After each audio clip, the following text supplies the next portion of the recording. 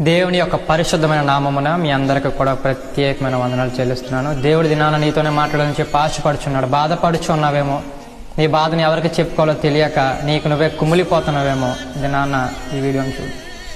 ఒక వ్యక్తి బల్ల మీద కూర్చొని నా జీవితం మాత్రం ఎందుకు ఇలా ఉందని ఏడుస్తూ ఉన్నాడు. ఇంతలో ఒక వ్యక్తి వచ్చి పక్కన పడి ఉన్న చెత్తలో నుండి కొన్ని సామాన్లు తీసుకెళ్లాడు. తర్వాత ఒక పెద్దాయన వచ్చి చెత్తలో నుండి కొన్ని బాటిల్ సీసాలను తీసుకెళ్లాడు. తర్వాత ఒక యవనస్తుడు వచ్చి చెత్తలో ఉన్న ప్లాస్టిక్స్ ను ఏరుకొని తీసుకెళ్లాడు. ఇంకొంతసేపటికి ఒక కుక్క వచ్చి చెత్తలో పడి ఉన్న ఆహారాన్ని తిని వెళ్ళింది. తర్వాత ఆవు వచ్చి చెత్తలో పడి ఉన్న ఆకులను తిని వెళ్ళింది. ఇదంతా గమనిస్తున్న ఆ వ్యక్తి, ఈ చెత్త వల్లే ఇంతమంది జీవించగలిగితే నేనెందుకు జీవించలేని?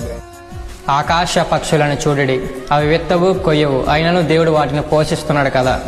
వాటిని పోషించగల దేవుడు నిన్ను పోషించలేడా? భయపడకు, దేవుడు నీకు తోడై ఉన్నాడు. ఆమేన్.